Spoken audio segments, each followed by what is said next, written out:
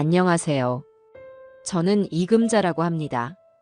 정말 어처구니 없던 제 이야기 좀 들어주세요. 그날따라 남편의 기침 소리가 유난히 거칠었습니다. 쿵, 쿵. 낡은 건물의 심장이 울리는 듯한 소리가 등 뒤에서 들려올 때마다 제 심장도 철렁 내려앉는 기분이었어요. 해질녘의 희미한 빛이 거실을 비추고 있었고 공기 중에는 눅눅한 양 냄새와 삶의 고단함이 뒤섞여 맴돌았습니다. 저는 젖은 수건으로 남편의 등을 닦아주며 애써 아무렇지 않은 척 말했어요. 여보, 그래도 오늘은 어제보다 기침이 덜하네. 곧 좋아질 거야. 남편은 대답 대신 가쁜 숨만 몰아쉬었습니다.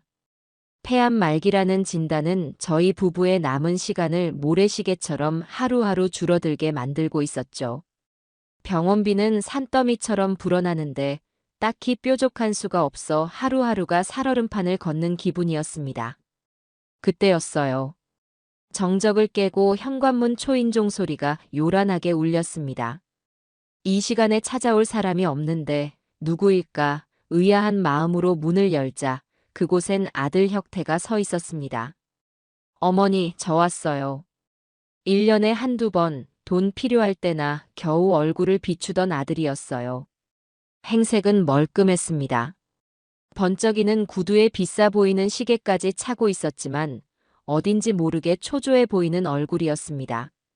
저는 반가움보다 덜컥 걱정이 앞서는 마음을 감추고 아들을 안으로 들였어요. 웬일이야, 이 시간에. 저녁은 먹었고. 혁태는 제 질문에는 건성으로 고개를 끄덕이며 안방에 누워있는 아버지를 한번 힐끗 보고는 소파에 털썩 주저앉았습니다. 그리곤 오랫동안 입을 열지 않았어요. 무언가 아주 어렵고 힘든 말을 꺼내기 위해 숨을 고르는 사람처럼 보였습니다. 저는 찬물을 끓이며 일부러 더 밝은 목소리로 물었죠. 그래, 너 하는 일은 잘 돼가. 요즘 경기가 안 좋다는데 별일 없고. 제 말이 끝나기가 무섭게 혁태는 기다렸다는 듯 입을 열었습니다. 그의 목소리는 다급함과 흥분으로 살짝 떨리고 있었어요. 어머니, 저 대박날 사업 아이템 하나 찾았어요. 정말이에요. 이건 그냥 하는 말이 아니라 대한민국 IT 업계를 뒤집어 놓을 만한 그런 엄청난 기회라고요. 혁태는 가방에서 서류 뭉치를 꺼내 거실 탁자 위에 펼쳐놓았습니다. 눈에 들어오지도 않는 영어와 복잡한 도표들이 가득한 사업 계획서였어요. AI 기반 개인 맞춤형 최적 선택 솔루션. 이름도 거창한 사업에 대해 아들은 침을 튀겨가며 설명하기 시작했습니다. 지금 초기 투자금은 거의 다 모았는데 마지막으로 서버 구축하고 인력을 충원할 운영자금 10억이 딱 부족하다는 것이 이야기의 핵심이었죠. 아들의 눈은 광적으로 빛나고 있었습니다. 마치 신들린 사람처럼 성공에 대한 확신에 가득 차 있었어요. 이것만 성공하면 저희 진짜 인생 역전하는 거예요. 아버지 병원비요? 그런 건 걱정할 필요도 없어요. 국내 최고의 병원, 최고 명의한테 모실 수 있다고요. 어머니 평생 고생만 하셨잖아요. 제가 강남에 제일 좋은 집 사드리고 해외여행도 매년 보내드릴게요. 뜬구름 잡는 소리라는 걸 알면서도 아들의 목소리에 담긴 열망이 제 가슴 한구석을 파고들었습니다. 하지만 현실은 냉혹했죠. 저희 부부에게 남은 전 재산이라고는 지금 살고 있는 이 낡은 아파트 한 채가 전부였습니다. 그것마저 없으면 남편의 치료는 물론 당장의 생계조차 막막한 상황이었어요. 저는 고개를 가로저으며 차갑게 말했습니다. 혁태야, 너 지금 우리 사정 뻔히 알면서 그런 말이 나와? 네 아버지 저렇게 누워있는 거 안 보여? 우리한테 그런 큰돈 없어. 왜 없어요? 이 집 있잖아요. 이 집 담보로 딱 10억만, 아니 10억까지도 필요 없어요. 어떻게든 마련해서 딱 한 달만 빌려주세요. 제가 약속할게요. 다음 달 말일 무슨 일이 있어도 그날까지 원금에 은행 이자까지 두둑하게 쳐서 갚을게요. 제 인생을 걸고 맹세해요, 어머니. 아들은 자리에서 일어나 제 앞에 무릎을 꿇었습니다. 듬직하게만 보였던 아들의 어깨가 가늘게 떨리고 있었어요. 그 순간 안방에서 남편의 거친 목소리가 들려왔습니다. 이놈아, 그게 애비 앞에서 할 소리냐? 어느새 남편이 힘겹게 몸을 일으켜 거실 문에 기대서 있었습니다.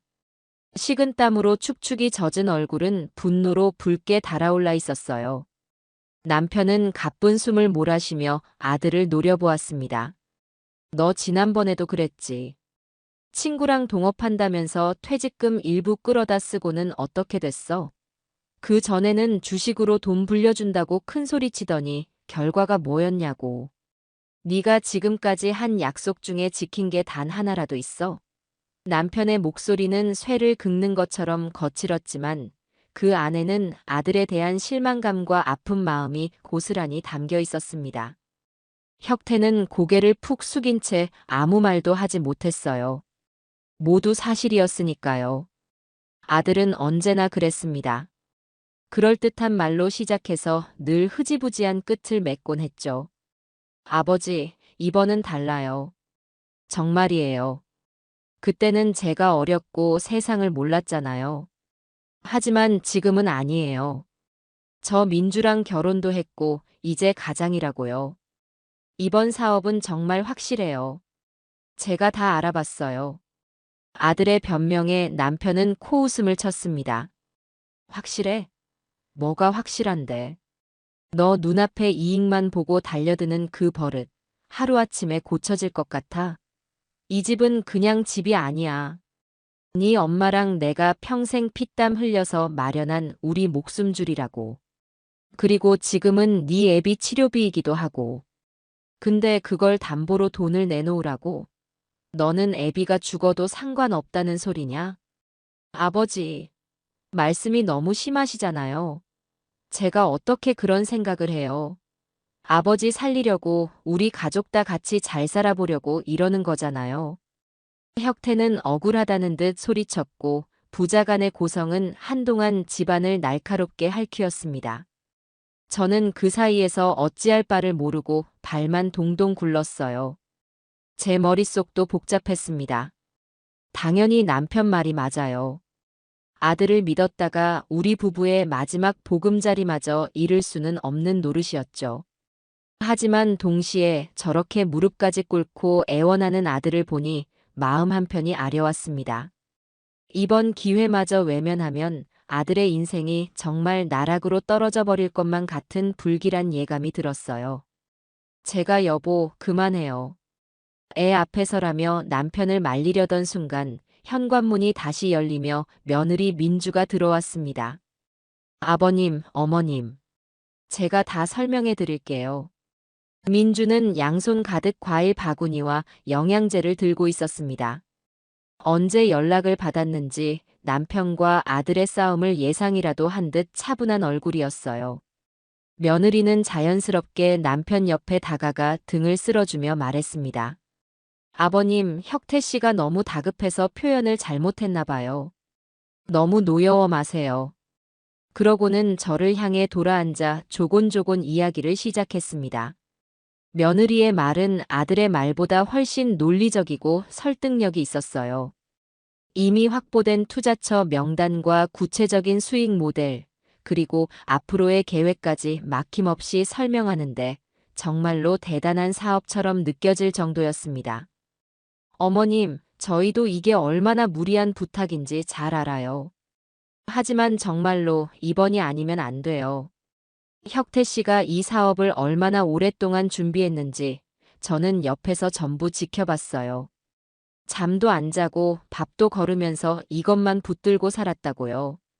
이 기회를 놓치면 이 사람은 정말 재기하기 힘들지도 몰라요. 민주는 제 손을 꼭 잡았습니다. 따뜻한 온기가 전해져 왔어요. 어머님, 아버님 두 분 힘들게 사시는 거 저희도 마음이 너무 아파요. 그래서 더 성공하고 싶어요. 빨리 성공해서 두 분 편안하게 모시는 게 저희 부부의 가장 큰 목표예요. 딱 한 달이에요. 저희가 가진 모든 걸 걸고 약속드릴게요. 다음 달 말일까지 집 원상 복구해 놓고 아버님 치료비는 저희가 전부 책임지겠습니다. 제발 저희 한 번만 믿어주세요. 며느리는 끝내 눈물을 글썽였습니다.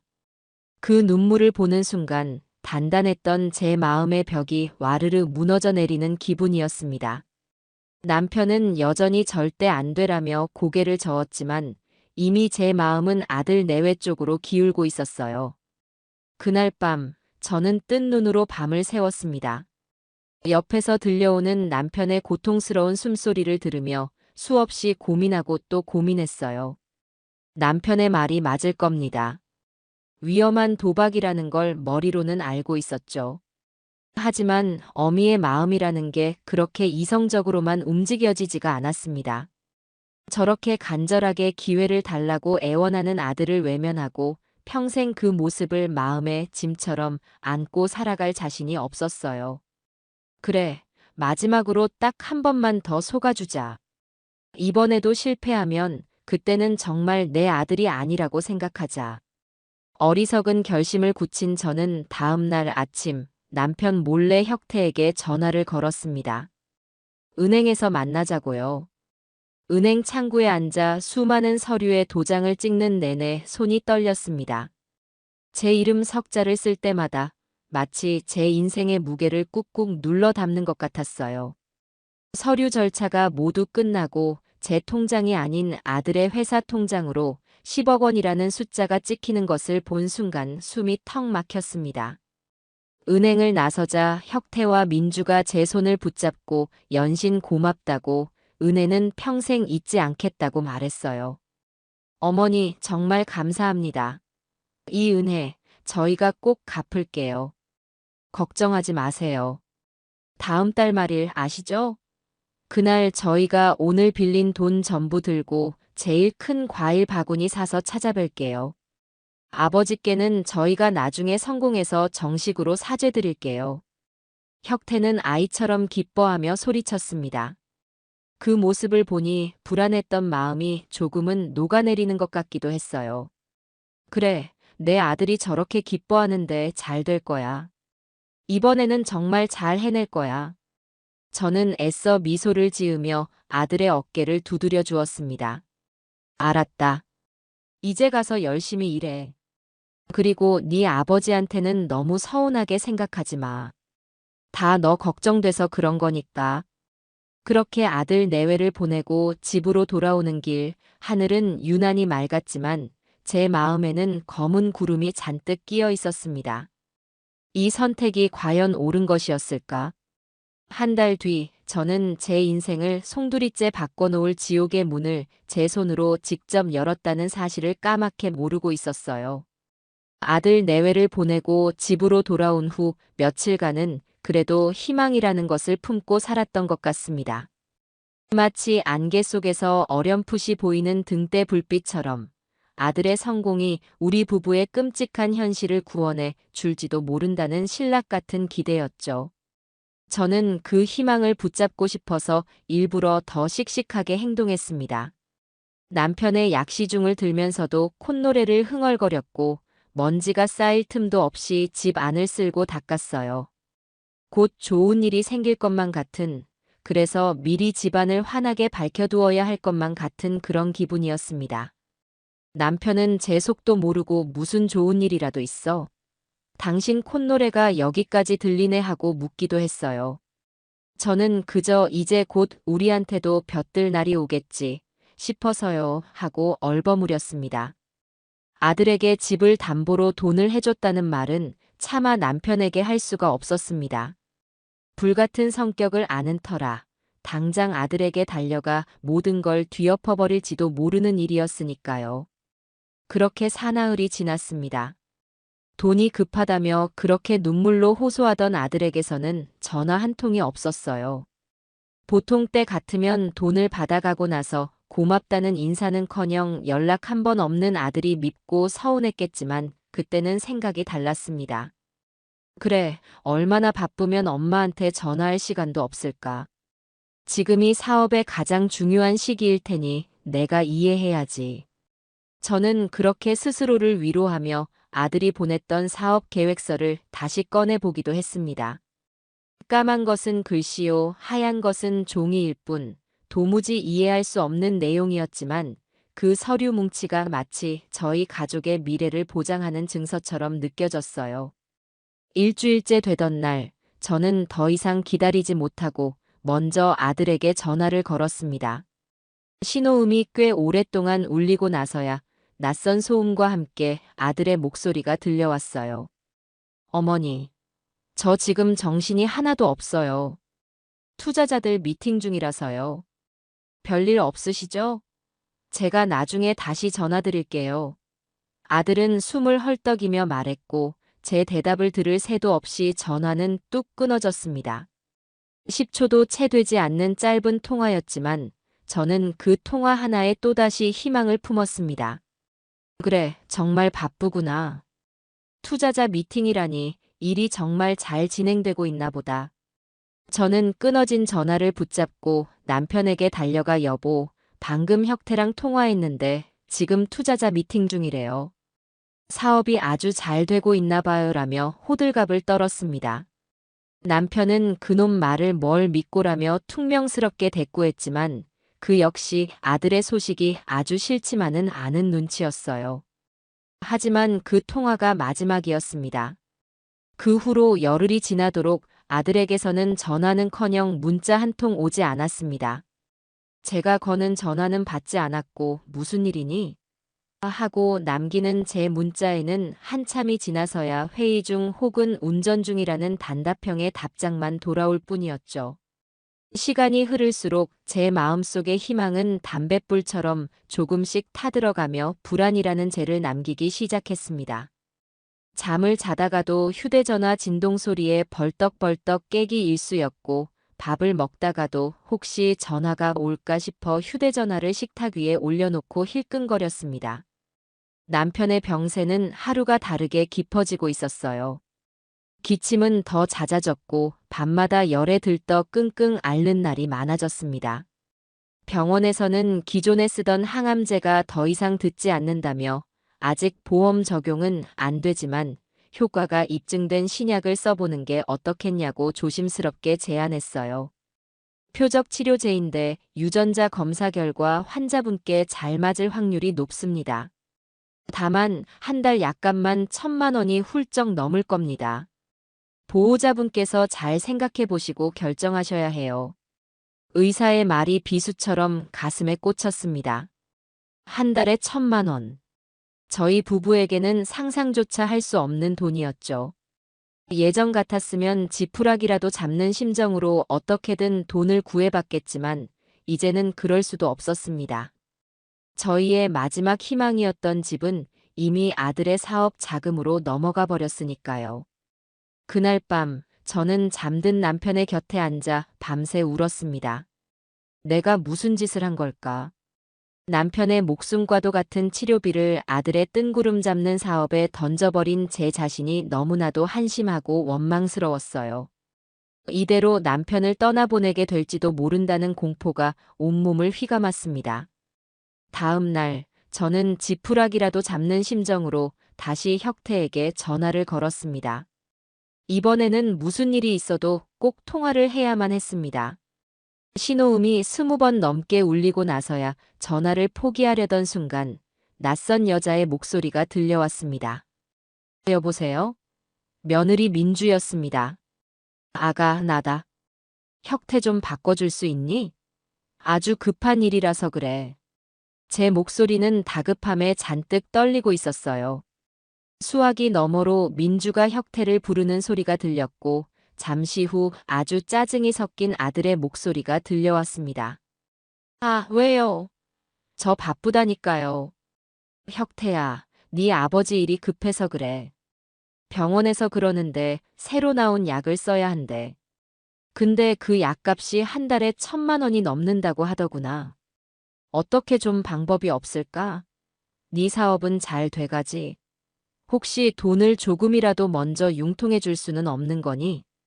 저는 자존심도 모두 버리고 아들에게 매달렸습니다. 하지만 아들의 대답은 냉혹했어요. 어머니, 지금 장난하세요? 사업 자금이라는 게 그렇게 쉽게 넣었다 뺐다 할 수 있는 돈인 줄 아세요? 지금이 제일 중요한 시기라고 몇 번을 말씀드려요. 이제 막 투자금이 들어와서 서버 구축하고 인력 뽑고 있는데 여기서 돈을 빼면 사업 전체가 망가진다고요. 아버지 일은 안타깝지만 조금만 기다려주세요. 제가 다음 달에 약속한 돈 드리면 그때 좋은 약 쓰시면 되잖아요. 아들의 목소리에는 미안함이나 걱정보다는 귀찮음이 가득했습니다. 마치 성가신 부탁을 하는 사람을 대하는 듯한 말투였죠. 제 가슴이 서늘하게 식어내렸습니다. 하지만 네 아버지가 그때까지 버틸 수 있을지. 어머니, 자꾸 그렇게 부정적인 말씀만 하실 거예요? 저도 아버지 아들이에요. 걱정 안 되겠어요? 근데 지금은 어쩔 수가 없다고요. 제가 성공해야 아버지도 살릴 수 있는 거 아니에요? 제발 좀 저 좀 믿고 기다려주세요. 저 지금 진짜 바빠서 이만 끊어야 해요. 전화는 다시 한번 일방적으로 끊겼습니다. 저는 한동안 텅 빈 거실에 주저앉아 있었습니다. 아들의 마지막 말이 계속 귓가에 맴돌았어요. 제가 성공해야 아버지도 살릴 수 있다. 어쩌면 아들의 말이 맞을지도 모릅니다. 제가 너무 조급하게 생각하는 것일 수도 있죠. 하지만 아들의 목소리에서는 아버지에 대한 걱정을 단 한순간도 느낄 수가 없었습니다. 그것이 저를 더욱 불안하고 비참하게 만들었어요. 그날 이후 저는 더 이상 아들에게 전화하지 않았습니다. 그저 달력에 표시해둔 약속의 날짜만 하염없이 바라보며 하루하루를 버틸 뿐이었죠. 그러던 어느 날 오후였습니다. 남편에게 드릴 죽을 쓰고 있는데 옆집에 사는 아주머니가 과일 몇 개를 들고 저희 집에 들렀어요. 형님, 이거 좀 드셔보세요. 아, 근데 오늘 아침에 제가 동네 마트 가다가 형님네 며느님 봤잖아요. 아주 그냥 삐까뻔쩍한 외제차를 타고 가는데 어찌나 멋있던지. 사업이 잘 되나 봐요. 호호.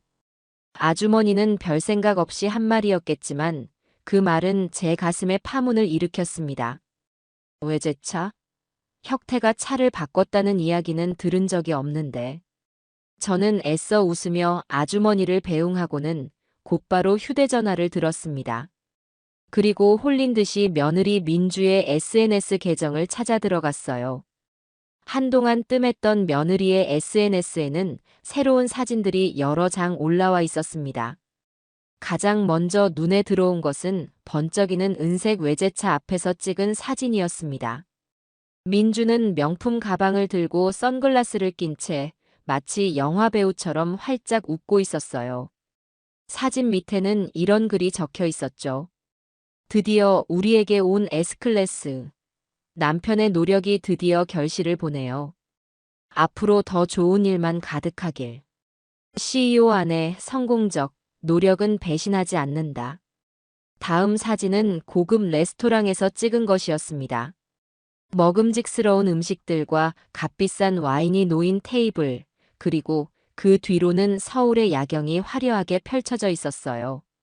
사랑하는 남편과 오붓한 저녁. 이 모든 것에 감사하며 저는 손을 부들부들 떨며 다음 사진으로 넘겼습니다. 벨라니 클래식 토트백이라는 이름의 명품 가방, 수백만 원짜리 시계, 최고급 호텔 라운지에서 즐기는 애프터눈 티 세트. 며느리의 SNS는 제가 사는 세상과는 완전히 다른 호화롭고 사치스러운 세상의 기록들로 가득 차 있었습니다. 사진 속에서 민주와 혁태는 너무나도 행복해 보였어요. 그 사진들을 보는 순간 머리를 망치로 한 대 세게 얻어맞은 듯한 충격이 밀려왔습니다. 아버지가 위독하다는 전화에는 귀찮다는 듯이 반응하던 아들이, 사업 자금 때문에 1원 한 푼 빼줄 수 없다던 아들이 뒤에서는 저렇게 돈을 흥청망청 쓰고 있었던 겁니다. 바쁘다는 것은 모두 핑계였어요. 저희 부부에게 연락하지 않은 것은 저희의 가난과 고통을 외면하고 싶었기 때문이었을 겁니다.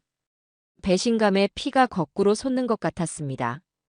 그동안 아들을 믿고 기다렸던 제 자신이 한없이 어리석고 비참하게 느껴졌어요. 저는 당장이라도 아들에게 달려가 멱살을 잡고 따지고 싶었지만 간신히 이성을 붙잡았습니다. 아직 약속의 날짜가 일주일이나 남아 있었으니까요. 아니야, 내가 오해한 걸 수도 있어. 저건 사업상 필요해서 그런 걸 거야. 투자자들에게 잘 보이기 위해 일부러 좋은 차를 사고 좋은 곳에 다닌 걸 수도 있잖아. 저는 애써 그렇게 생각하려 노력했습니다. 하지만 한번 피어오른 의심의 연기는 좀처럼 사라지지 않고 제 마음속을 온통 검게 물들이고 있었어요. 약속의 날까지 남은 일주일은 제 인생에서 가장 길고 고통스러운 시간이었습니다. 약속한 달의 마지막 날이 밝았습니다. 밤새 한숨도 자지 못한 저는 동이 트기도 전에 일어나 거실을 서성였습니다. 오늘만은 아들에게서 반드시 연락이 올 것이라고, 어쩌면 아침 일찍 돈을 들고 집으로 찾아올지도 모른다고 마지막 남은 희망을 필사적으로 붙잡고 있었어요. 아침 식사를 준비하면서도 청소를 하면서도 제 모든 신경은 현관문과 휴대전화에 쏠려 있었습니다. 하지만 오전이 지나고 점심시간이 되어도 휴대전화는 그저 차가운 침묵만을 지킬 뿐이었죠. 남편은 제 속도 모르고 오늘따라 유난히 안절부절 못하네. 무슨 일 있어? 하고 물었습니다. 저는 차마 오늘이 혁태가 돈 갚기로 한 날이에요라고 말할 수 없어서 그냥 컨디션이 좀 안 좋아서요 하고 둘러댔습니다. 오후 3시가 넘어가자 저는 더 이상 기다릴 수 없었습니다. 심장이 불안하게 요동치고 손바닥에서는 식은땀이 흘렀어요. 저는 결국 휴대전화를 들고 아들에게 전화를 걸었습니다. 익숙한 신호음이 계속해서 귓전을 때렸지만 아들은 끝내 전화를 받지 않았습니다. 저는 포기하지 않고 며느리 민주에게도 전화를 걸었어요. 하지만 민주의 전화기는 아예 꺼져 있다는 안내 음성만 흘러나왔습니다. 그 순간 제 머릿속에 마지막 이성의 끈이 툭 하고 끊어지는 소리가 들렸어요. 무언가 아주 단단히 잘못되었다는 것을 직감했습니다. 저는 옷도 갈아입을 정신도 없이 지갑만 대충 챙겨 들고 집을 나섰습니다. 여보, 저 금방 마트에 좀 다녀올게요. 남편에게는 그렇게 둘러댔지만 제 발걸음은 마트가 아닌 다른 곳을 향하고 있었죠. 저는 예전에 며느리가 SNS에 올렸던 사진 한 장을 기억해냈습니다. 새 차 사진의 배경으로 아파트 현관 입구가 희미하게 찍혀 있었는데 그곳에 더 제니스 타워라는 글씨가 새겨져 있었어요. 저는 곧바로 버스를 타고 강남으로 향했습니다. 버스 창밖으로 스쳐 지나가는 풍경들이 눈에 들어오지 않았습니다. 제 머릿속은 온통 설마 아닐 거야. 무슨 사정이 있겠지 하는 생각과 역시 내 돈을 떼어먹을 작정이었구나 하는 분노가 뒤엉켜 전쟁을 치르고 있었어요. 1시간쯤 걸려 도착한 아파트 단지는 제가 사는 동네와는 완전히 다른 세상이었습니다. 하늘을 찌르듯이 솟은 거대한 건물들과 번쩍이는 외제차들, 그리고 값비싼 옷을 차려입은 사람들.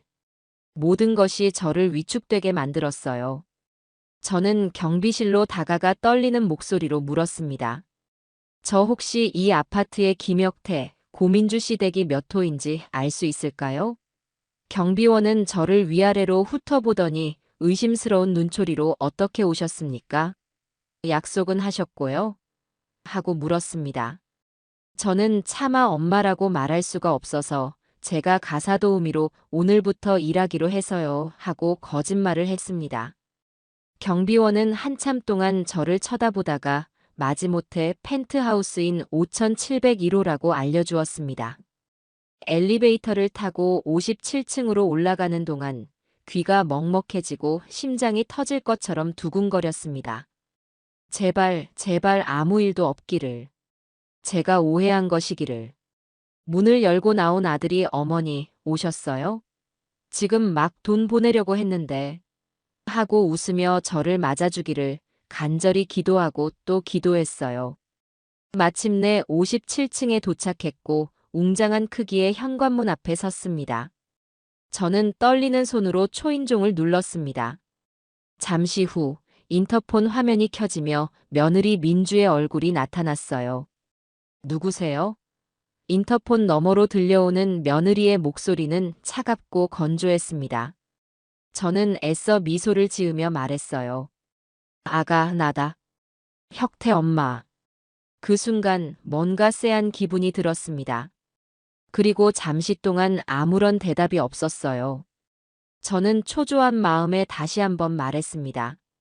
아가, 문 좀 열어주렴. 할 이야기가 있어서. 한참의 침묵 끝에 철컥 하는 소리와 함께 현관문이 천천히 열렸습니다. 문을 열고 나온 민주는 실크 잠옷 차림에 방금 미용실에라도 다녀온 듯 완벽하게 세팅된 머리를 하고 있었습니다. 집 안에서는 은은한 음악 소리와 맛있는 음식 냄새가 흘러나왔어요. 민주는 저를 마치 처음 보는 사람처럼 혹은 길거리에서 마주친 불쾌한 무언가를 보는 것처럼 위아래로 훑어보았습니다. 그리고는 제 인생을 송두리째 무너뜨린 한마디를 내뱉었습니다. 누구세요? 저는 제 귀를 의심했습니다. 분명히 인터폰으로 저를 보고 문을 열어준 며느리였습니다. 아가, 나라고. 혁태 엄마. 왜 그래, 사람을 앞에 두고. 제 말이 채 끝나기도 전에 민주는 어이없다는 듯 피식 웃으며 말했어요. 아주머니, 지금 무슨 말씀을 하시는 거예요? 저희 어머니는 지금 지방에 계신데요. 사람 잘못 보셨어요. 며느리의 눈빛에는 일말의 동요도 미안함도 없었습니다. 오직 차가운 경멸과 귀찮음만이 가득 담겨 있었죠. 저는 너무나도 황당하고 기가 막혀서 말을 잇지 못했습니다. 바로 그때 집 안에서 아들 혁태가 와인 잔을 들고 걸어 나왔습니다. 자기야, 누구야? 왜 이렇게 시끄러워? 혁태는 저를 발견하고는 순간 온몸이 돌처럼 굳어버렸습니다. 그의 손에 들린 와인 잔이 위태롭게 흔들렸어요. 저는 마지막 희망을 담아 아들을 바라보며 말했습니다. 혁태야, 너 어떻게 된 거야? 엄마한테 어떻게 이럴 수가 있어? 하지만 아들은 제 눈을 똑바로 쳐다보지 못했습니다. 그는 제 시선을 피하며 어물쩍거렸고 그 순간 민주가 혁태의 팔짱을 끼며 비웃듯이 물었어요. 여보, 이분 알아? 자꾸 자기가 당신 엄마라는데 당신 혹시 숨겨놓은 엄마라도 있었어? 그 말은 아들에게 보내는 명백한 신호였습니다. 여기서 나를 모른다고 해야만 이 상황을 벗어날 수 있다는 무언의 압박이었죠. 잠시 동안의 침묵이 흘렀습니다. 저는 아들의 입에서 어머니라는 단어가 나오기를 민주야, 너 왜 이래? 우리 엄마잖아 하는 말이 터져 나오기를 간절히 기다렸습니다. 하지만 제 아들은 제 기대를 처참하게 박살 내버렸습니다. 혁태는 끝내 제 눈을 마주치지 못한 채 바닥을 보며 작은 목소리로 중얼거렸습니다. 아니, 몰라. 처음 보는 분인데. 잘못 찾아오신 것 같네.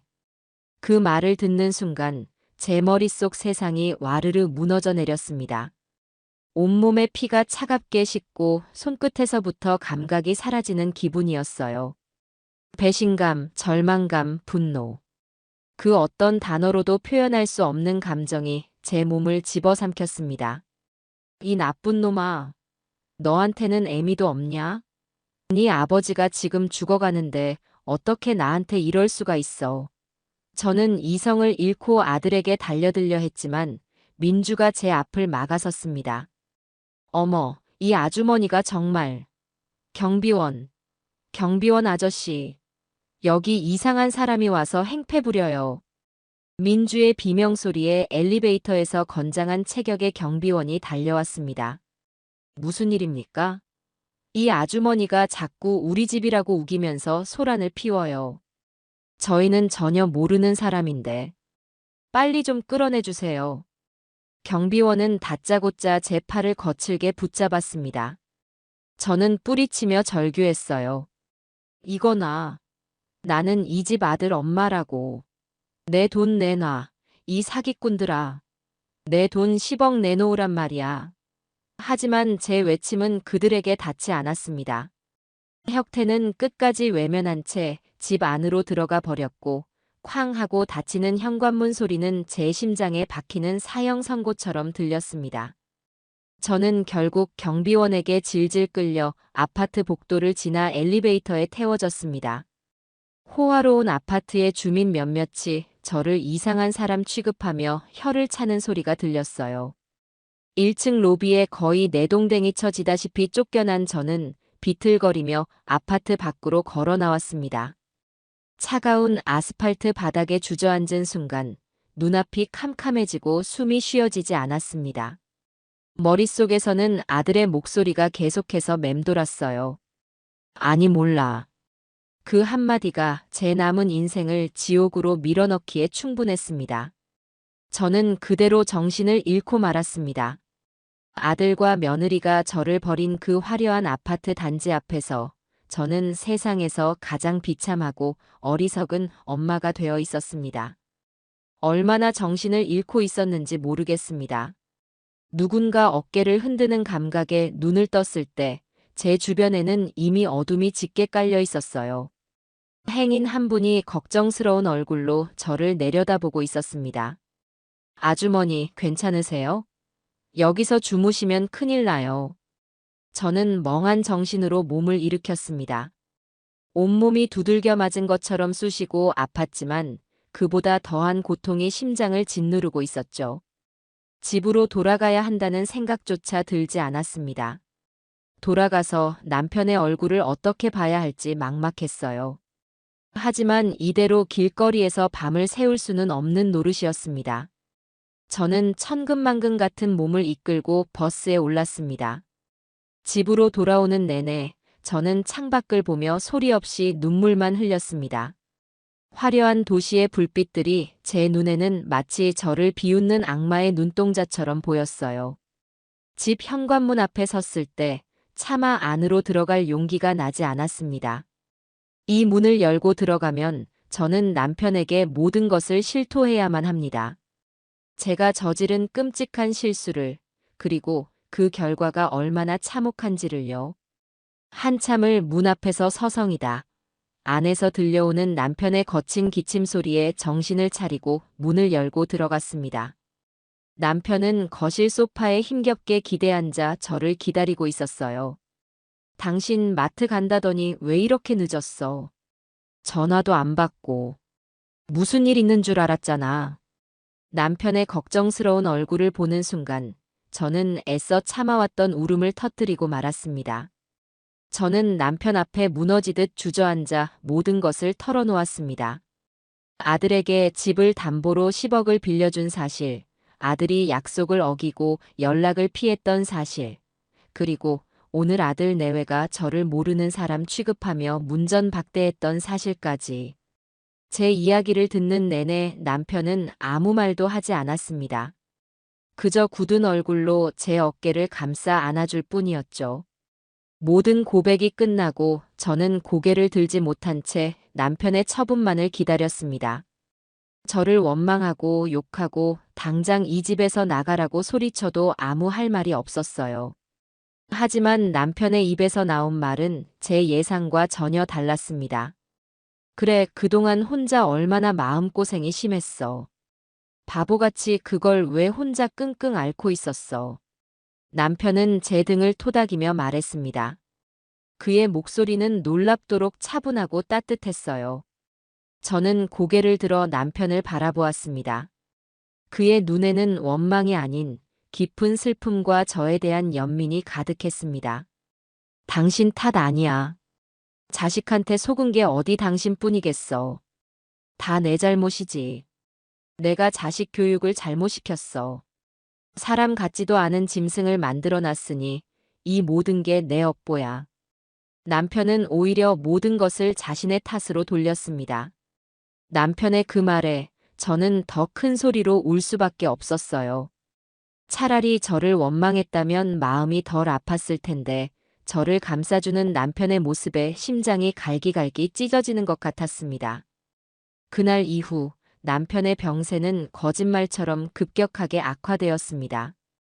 어쩌면 남편은 아들에 대한 마지막 희망을 붙잡고 힘겹게 버티고 있었는지도 모릅니다. 하지만 그 희망이 산산조각 나버리자 그의 몸을 지탱하던 마지막 기력마저 사라져버린 것 같았어요. 남편은 자리에 눕는 날이 많아졌고 말수도 눈에 띄게 줄었습니다. 저희는 더 이상 병원에 가지 않았습니다. 값비싼 신약은커녕 기존에 받던 치료를 이어갈 돈조차 없었기 때문이죠. 저는 집에서 남편을 간호하며 그의 마지막을 준비해야만 했습니다. 하루는 정신이 조금 맑아진 남편이 제 손을 꼭 잡고 말했어요. 금자야, 나 젊었을 때 기억나? 당신이랑 연애할 때 내가 조그만 심부름센터 같은 데서 일했었잖아. 저는 고개를 끄덕였습니다. 남편이 잠시 탐정사무소 비슷한 곳에서 일했던 시절이었죠. 그때 내가 사람 찾는 법, 정보 캐는 법 같은 걸 좀 배웠었어. 그때는 그게 나중에 다 쓸모없을 줄 알았는데. 남편은 숨을 고르며 말을 이었습니다. 당신 절대로 무너지면 안 돼. 내가 없더라도 당신은 살아야 해. 그리고 그냥 살면 안 돼. 아주 똑똑하고 강하게 살아야 한다고. 그게 진짜 복수야. 저놈들한테 당신이 얼마나 강한 사람인지 보여주는 거, 그게 내가 바라는 마지막 소원이야. 알았지? 남편은 저에게 복수를 하라고 말하지 않았습니다. 대신 강하게 살라고 말했어요.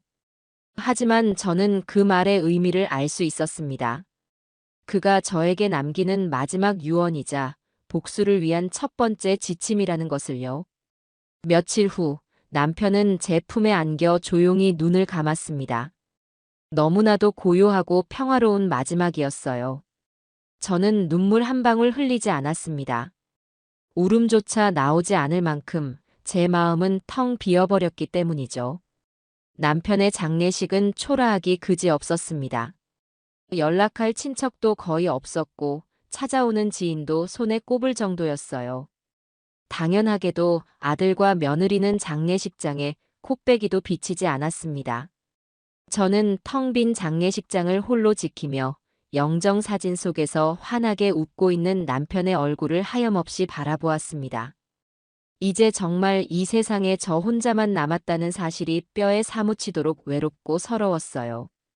장례를 모두 마치고 집에 돌아와 남편의 유품을 정리하기 시작했습니다. 낡은 옷가지들과 손때 묻은 책들을 정리하다 장롱 깊숙한 곳에서 낡은 수첩 하나를 발견했습니다. 남편이 젊은 시절에 썼던 것으로 보이는 수첩이었죠. 수첩을 펼쳐보는 순간 저는 숨을 멈췄습니다. 그 안에는 남편이 말했던 탐정사무소 시절의 노하우가 빼곡하게 적혀 있었습니다. 사람을 미행하는 방법, 증거를 수집하는 기술, 유용한 인맥들의 연락처와 그들의 특징까지.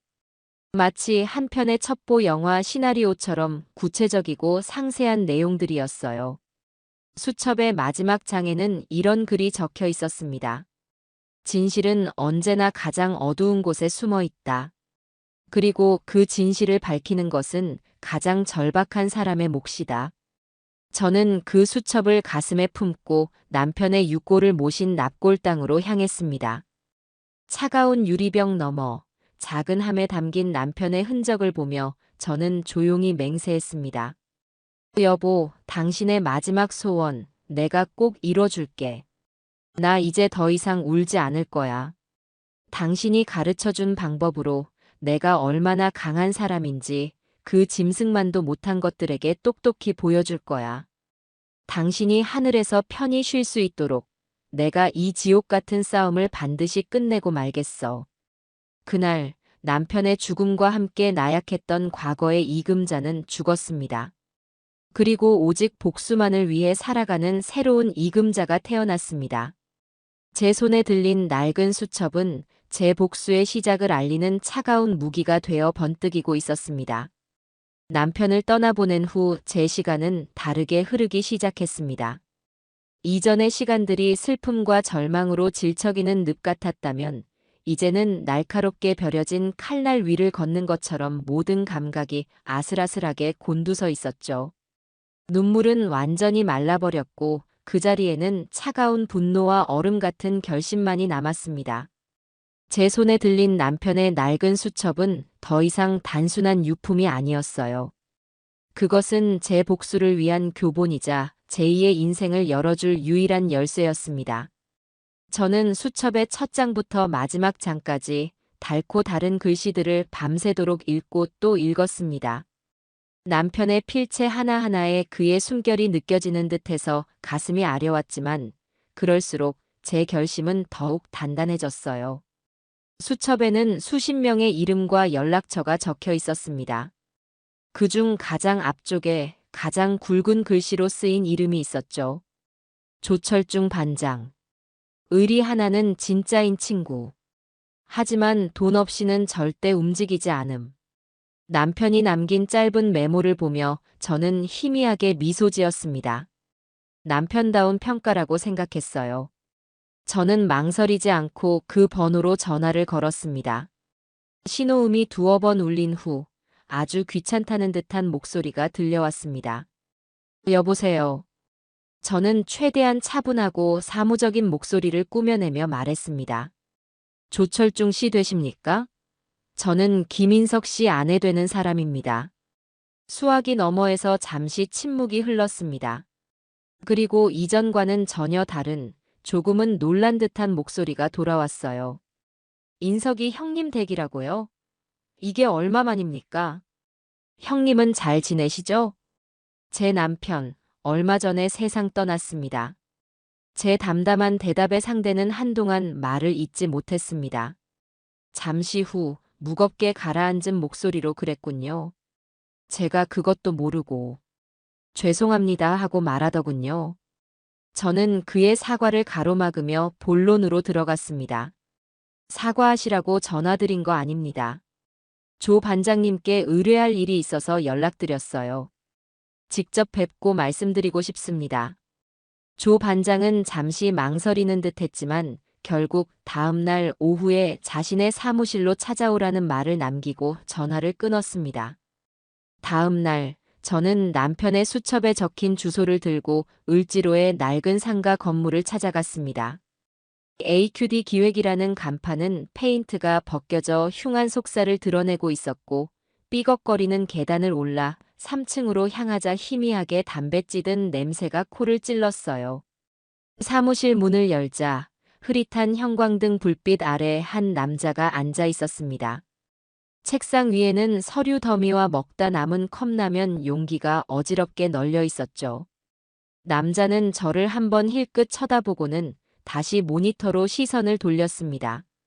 남편의 수첩에 적힌 대로 돈이 되지 않는 손님에게는 눈길조차 주지 않는 사람이 분명했어요. 조 반장님 되시죠? 어제 전화드렸던 이금자입니다.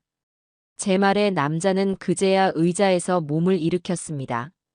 쉬는 훌쩍 넘어 보이는 얼굴에 세상사에 닳고 다른 듯한 피곤함이 묻어 있었어요.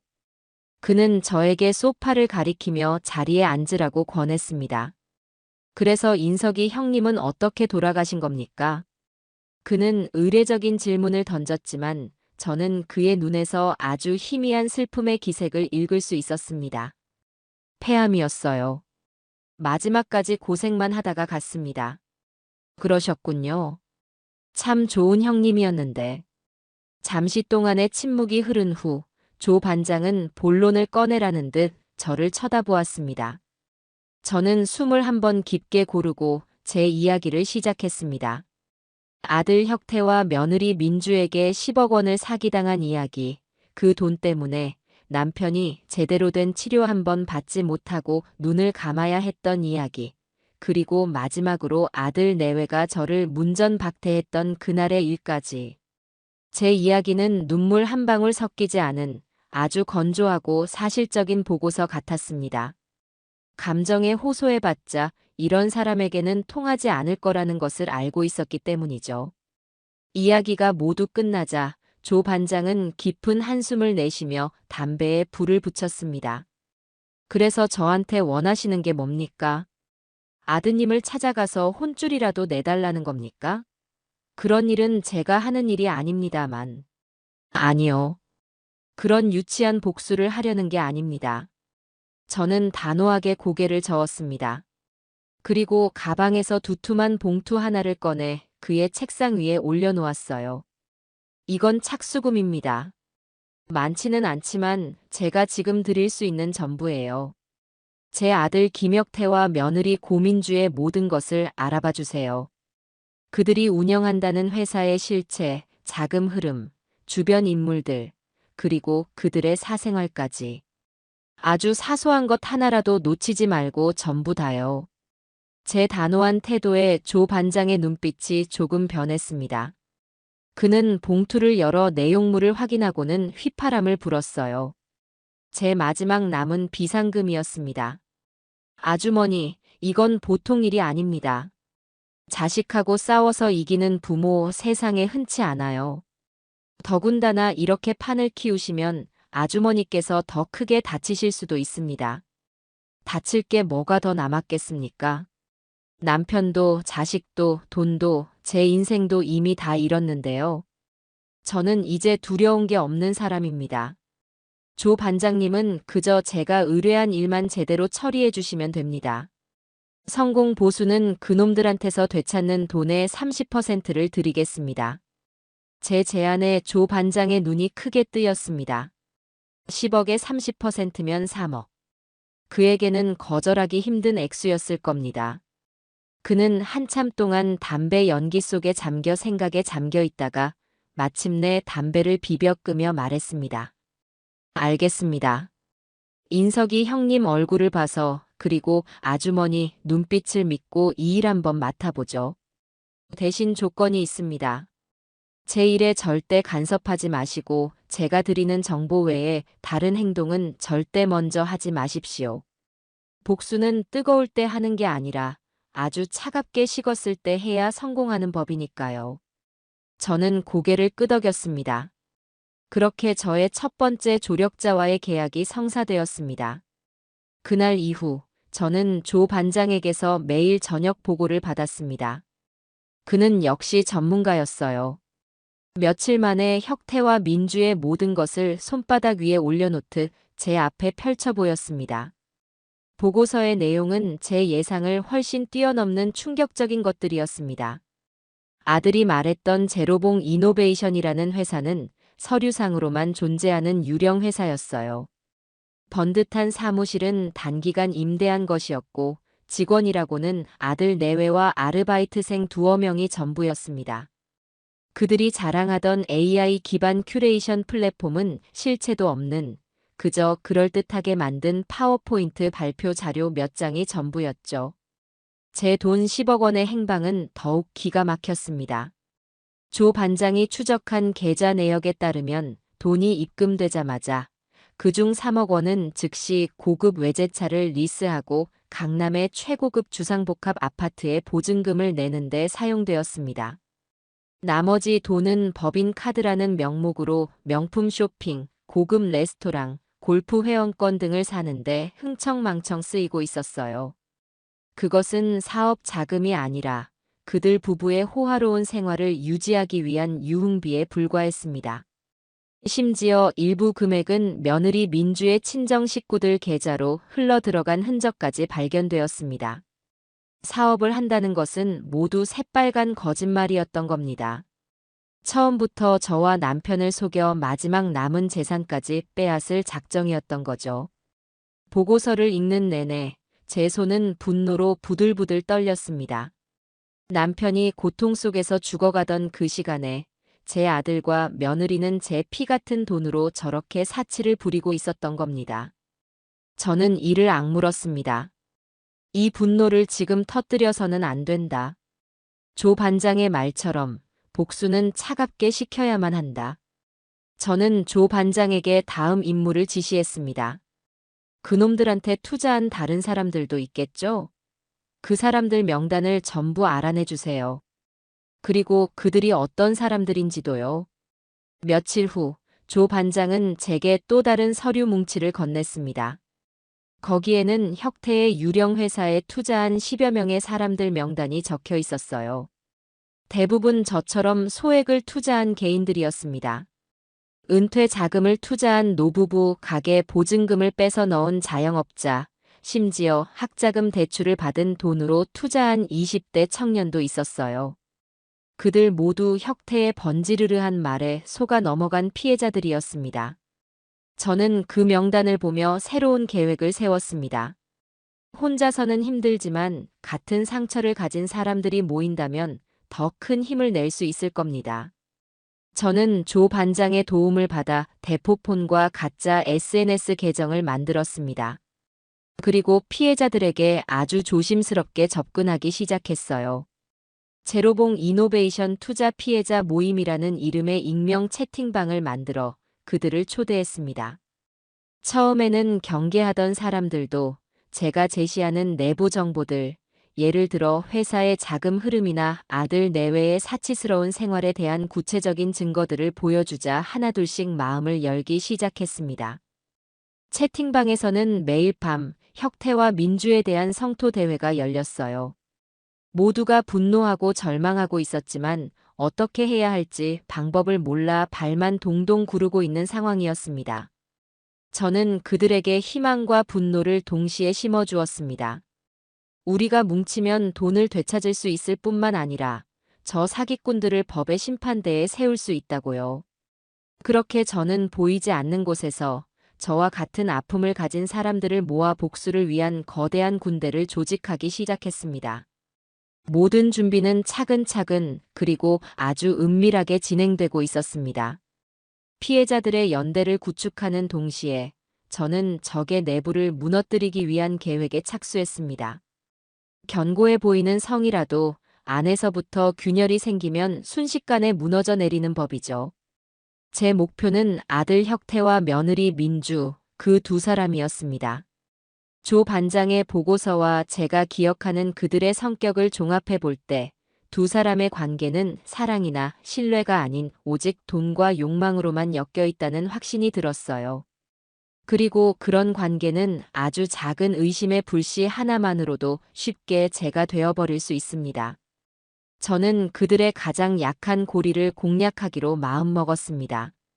바로 혁태의 의심 많고 귀가 얇은 성격, 그리고 민주의 끝없는 허영심과 탐욕이었죠. 첫 번째 목표는 아들 혁태였습니다. 혁태는 어릴 때부터 자신감이 부족하고 주변 사람들의 말에 쉽게 흔들리는 아이였어요. 겉으로는 강한 척, 잘난 척 했지만 그 속은 언제나 불안과 열등감으로 가득 차 있었죠. 특히 자신보다 똑똑하고 야무진 아내 민주에게 상당한 자격지심을 느끼고 있다는 것을 저는 알고 있었습니다. 저는 바로 그 지점을 파고들기로 했습니다. 저는 조 반장에게 부탁해 대포폰을 하나 더 구했습니다. 그리고 발신자 정보가 남지 않도록 조작한 후 야심한 시각에 혁태에게 짧은 문자 메시지 하나를 보냈습니다. 김혁태 대표님, 당신의 아내를 너무 믿지 마십시오. 그녀는 당신이 생각하는 것보다 훨씬 영리하고 자신만의 탈출구를 준비하고 있는 것 같습니다. 회사 자금이 아내분의 친정 쪽으로 조금씩 흘러 들어가는 것을 대표님은 알고 계십니까? 작은 개미 구멍이 둑을 무너뜨리는 법입니다. 문자 메시지는 일부러 애매하고 암시적인 표현을 사용했습니다. 너무 구체적이면 내부 고발자의 소행이라고 의심할 테고 너무 막연하면 그냥 무시해버릴 테니까요. 저는 이 짧은 문자가 혁태의 마음속에 독버섯처럼 자라날 의심의 씨앗이 될 것이라고 확신했습니다. 조 반장의 보고에 따르면 문자를 받은 날 이후로 혁태의 행동에 미묘한 변화가 생기기 시작했다고 해요. 그는 민주가 통화할 때마다 누구와 통화하는지 꼬치꼬치 캐물었고 밤늦게까지 혼자 서재에 틀어박혀 회사 계좌 내역을 뒤적이는 일이 잦아졌습니다. 민주는 남편의 갑작스러운 변화에 짜증을 냈고 두 사람 사이에 냉기가 흐르기 시작했다는 것이 조 반장의 보고 내용이었죠. 저는 그 보고를 들으며 차가운 만족감을 느꼈습니다. 이제 막 첫 번째 돌멩이를 던졌을 뿐인데 연못에는 이미 파문이 일기 시작한 겁니다. 다음 목표는 며느리 민주였습니다. 민주는 똑똑했지만 그만큼이나 사치와 허영을 사랑하는 여자였어요. 그녀의 SNS는 온통 명품과 과시욕으로 가득 차 있었죠. 저는 그녀의 그 욕망을 이용하기로 했습니다. 단순히 의심하게 만드는 것을 넘어 그녀가 직접 제 덫에 걸어 들어오게 만들어야 했어요.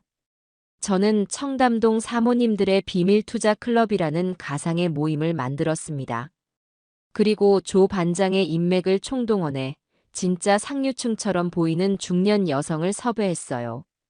그녀의 임무는 미용실, 백화점 VVIP 라운지 등 민주가 자주 나타나는 곳에서 우연을 가장해 접근하여 민주의 환심을 사는 것이었습니다. 작전은 예상보다 훨씬 쉽게 성공했습니다. 섭외된 여성, 박 여사는 능숙하게 민주에게 다가가 그녀의 명품 가방을 칭찬하며 말을 걸었고 비슷한 취향과 관심사를 공유하며 금세 친해졌습니다. 민주는 진짜 상류 사회에 편입되었다는 착각에 빠져 박 여사를 완전히 신뢰하게 되었죠. 며칠 후, 박 여사는 민주에게 아주 은밀한 제안을 했습니다. 민주 씨, 혹시 재테크에 관심 많아? 우리끼리만 하는 아주 특별한 정보가 있는데. 상장 직전에 바이오 회사 주식을 우리가 선점하는 거야. 정보가 워낙 극비라 아무한테나 알려주면 안 되는데 민주 씨는 나랑 잘 통하는 것 같아서 특별히 알려주는 거야. 최소 5배는 보장된 투자라고. 박 여사의 말에 민주의 눈이 반짝였다고 합니다. 하지만 그녀는 조심성이 많은 여자였기에 처음에는 소액만 투자하며 상황을 지켜보았어요. 저는 그 미끼를 민주가 덥석 물도록 그녀가 투자한 돈의 2배를 며칠 만에 수익금이라며 돌려주었습니다. 어머, 민주 씨는 운도 좋네. 우리가 투자하자마자 호재가 터져서 주가가 벌써 2배나 올랐잖아. 박 여사의 말에 민주의 의심은 완전히 사라지고 탐욕만이 남았습니다. 그녀는 더 큰 돈을 투자하고 싶어 안달이 나기 시작했어요.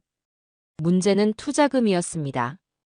회사 돈을 마음대로 빼돌리기에는 최근 들어 자신을 감시하는 듯한 혁태의 눈초리가 너무나도 신경 쓰였던 겁니다. 바로 그때 제가 심어놓은 2개의 덫이 서로 맞물리기 시작했습니다. 혁태는 익명의 문자 메시지 때문에 민주의 자금 사용 내역을 의심하며 그녀를 압박하기 시작했고, 민주는 비밀 투자 클럽에 넣을 거액의 자금을 마련하기 위해 혁태 몰래 회사 돈에 손을 댈 방법을 찾기 시작했어요. 그들의 집은 이제 전쟁터나 다름없었습니다. 조 반장이 몰래 설치한 도청 장치를 통해 저는 그들의 살벌한 대화를 매일 밤 라디오 드라마처럼 들을 수 있었죠. 당신 요즘 나 몰래 뭐 하는 거야? 왜 이렇게 돈 쓸 일이 많아? 회사 돈이 당신 쌈짓돈인 줄 알아? 뭐, 내가 돈을 썼으면 얼마나 썼다고 그래. 당신이야말로 나한테 말도 없이 큰 돈을 어디로 보냈던데, 그건 뭔데? 그건 사업상 필요한 투자금이었어. 당신처럼 명품 사느라 쓰는 돈이 아니라고. 그리고 당신 친정에 보낸 돈은 대체 뭐야? 우리 엄마 용돈 좀 드린 게 그렇게 잘못이야? 당신은 당신 친구들 술 사주는 돈은 안 아깝고 나는 우리 엄마 용돈 드리는 건 아까워. 당신 정말 치사하다. 그들은 서로를 비난하고 의심하고 핥히었습니다.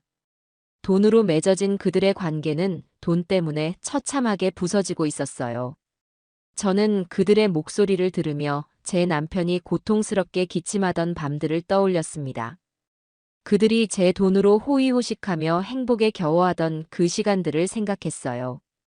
제 마음속에서는 그 어떤 동정심도 피어오르지 않았습니다. 오히려 이것은 시작에 불과하다고, 앞으로 너희가 겪게 될 고통은 내가 겪은 것에 비하면 아무것도 아닐 거라고 차갑게 되뇌었을 뿐입니다. 며칠 후 결정적인 사건이 터졌습니다. 더 큰 투자금을 마련하지 못해 애가 달았던 민주는 결국 혁태 몰래 회사의 주요 거래처에 지급되어야 할 대금을 자신의 개인 계좌로 빼돌리는 대담한 짓을 저질렀습니다. 그녀는 그 돈을 박 여사에게 건네며 이번에는 10배의 수익을 기대한다고 들떠 있었다고 해요. 하지만 그 돈이 박 여사의 손을 거쳐 제 손으로 들어오는 순간 청담동 사모님들의 비밀 투자 클럽은 신기루처럼 사라져버렸습니다. 박 여사는 잠적했고 민주는 사기를 당했다는 사실을 깨닫고 거의 실신할 지경에 이르렀죠. 설상가상으로 대금을 받지 못한 거래처에서 회사로 거센 항의가 빗발치기 시작했고 모든 사실을 알게 된 혁태는 분노로 폭발했습니다. 그날 밤 그들의 집에서는 집기가 부서지는 소리와 함께 끔찍한 비명이 터져 나왔습니다. 이 정신 나간 여자야. 네가 우리 회사를 다 망하게 하려고 작정을 했어.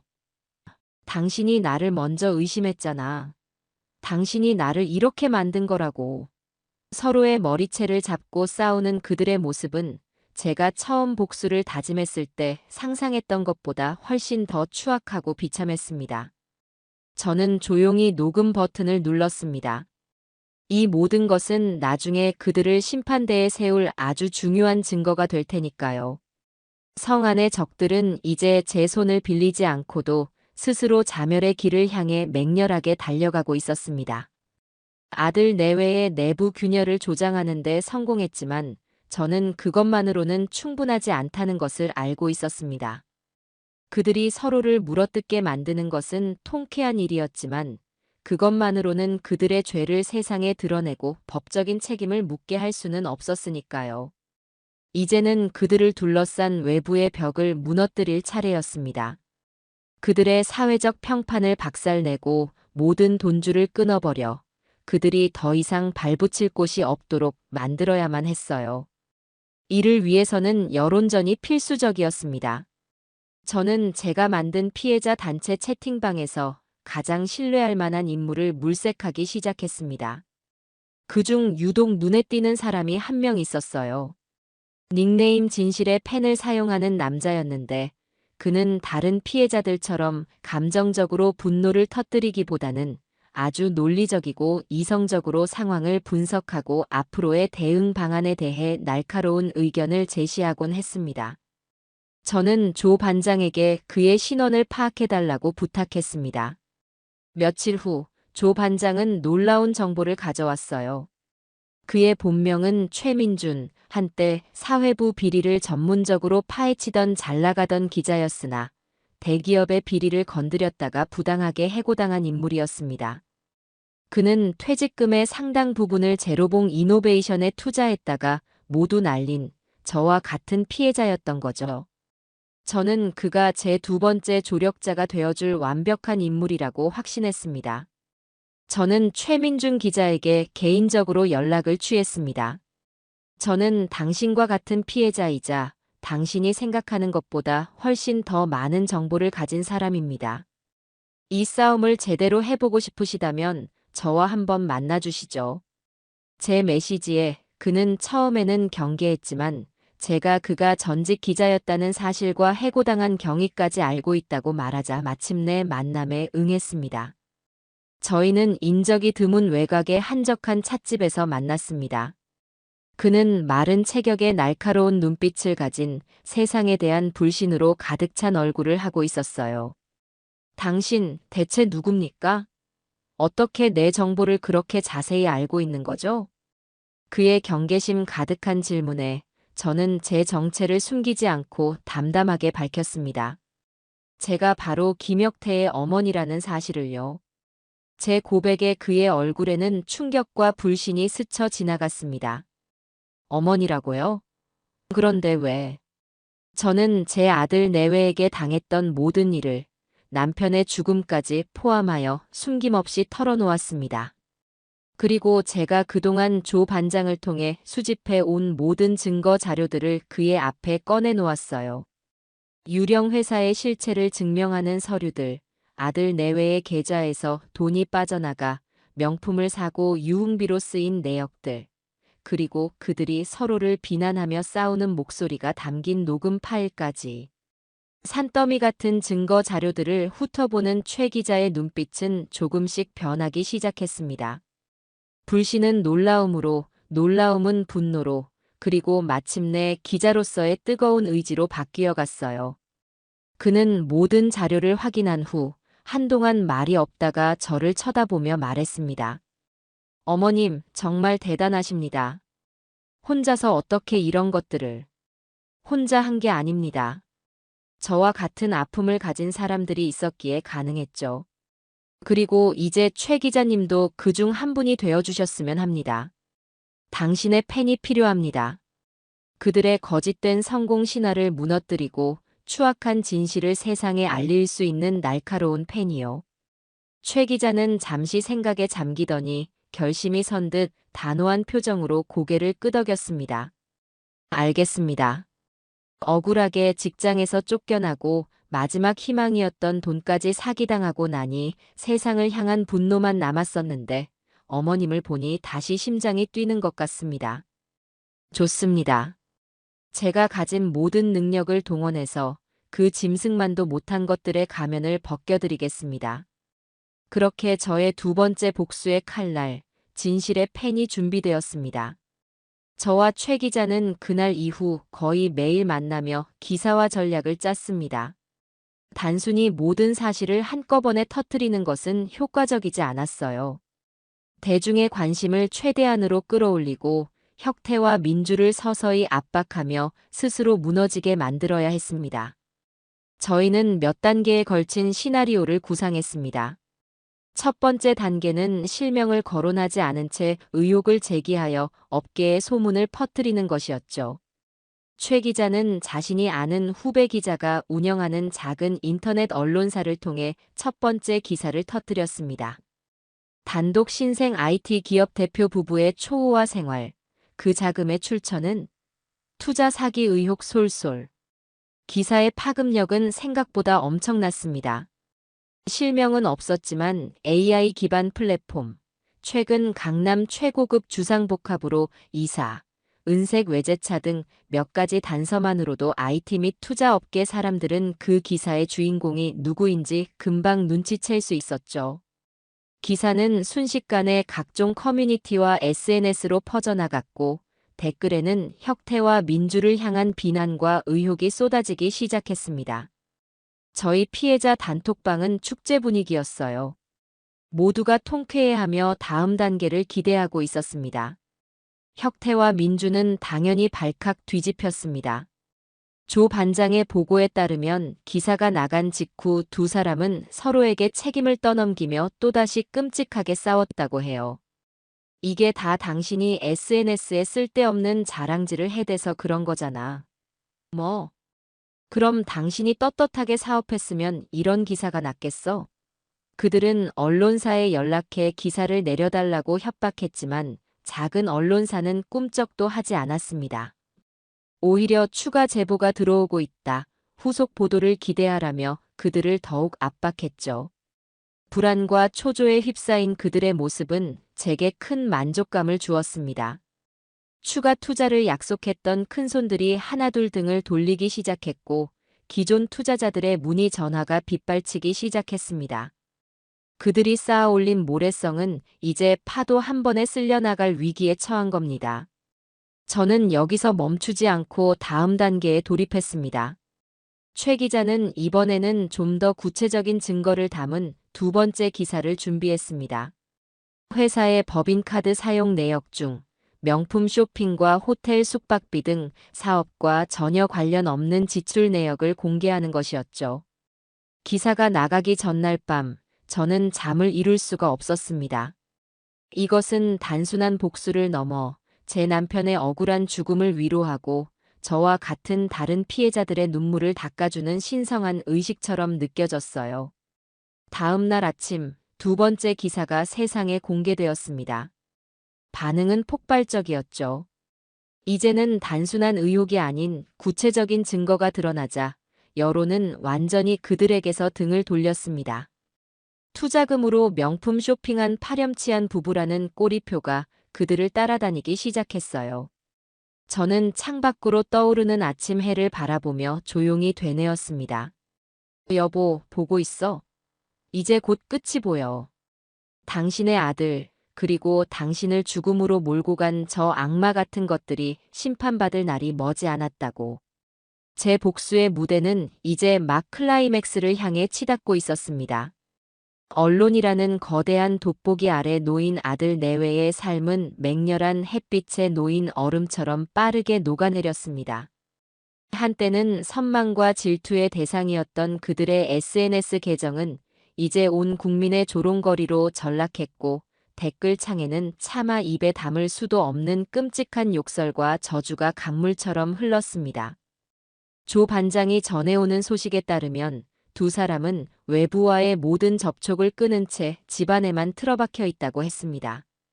배달 음식으로 끼니를 때우고 밤낮으로 술을 마시며 서로를 향해 삿대질하며 책임을 떠넘기는 것이 그들의 유일한 일과가 되었죠. 그들이 스스로를 가둔 그 호화로운 감옥 안에서 그들의 영혼은 서서히 썩어 문드러지고 있었습니다. 하지만 저는 그들이 이대로 주저앉아 파멸을 기다릴 위인들이 아니라는 것을 잘 알고 있었습니다. 그들의 욕망과 오만은 궁지에 몰렸을 때 상상 이상의 발악을 하게 만드는 원동력이 될 테니까요. 역시나 며칠간의 침묵 끝에 그들이 움직이기 시작했습니다. 조 반장으로부터 그들이 마지막 승부수를 던지려 한다는 첩보가 들어왔습니다. 아주머니, 큰 거 한 방을 준비하고 있습니다. 지금까지의 모든 의혹을 성공한 젊은 기업을 향한 기성 세력의 음해로 규정하고 대규모 투자 설명회를 열어 정면 돌파를 시도할 모양입니다. 자신들의 기술력이 진짜라는 것을 보여주고 모든 것을 뒤집을 마지막 기회라고 생각하는 것 같아요. 장소는 시내에서 가장 화려한 특급 호텔, 그랜드 볼룸입니다. 남은 돈을 전부 쏟아붓는 것 같습니다. 그들의 계획을 전해 듣는 순간 저는 오히려 마음이 차분해지는 것을 느꼈습니다.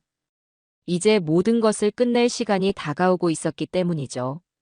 그들이 마지막 희망이라고 생각하는 그 무대는 사실 제가 오랫동안 공들여 설계한 그들의 처형대가 될 터였습니다. 특히 그들의 이번 목표가 골드피스 캐피탈이라는 점이 제게는 더 없는 기회로 다가왔습니다. 골드피스 캐피탈의 윤 회장은 자수성가한 인물로 자신의 능력에 대한 자부심이 하늘을 찌르고 누군가 자신을 속이려 드는 것을 병적으로 싫어하는 인물이었습니다.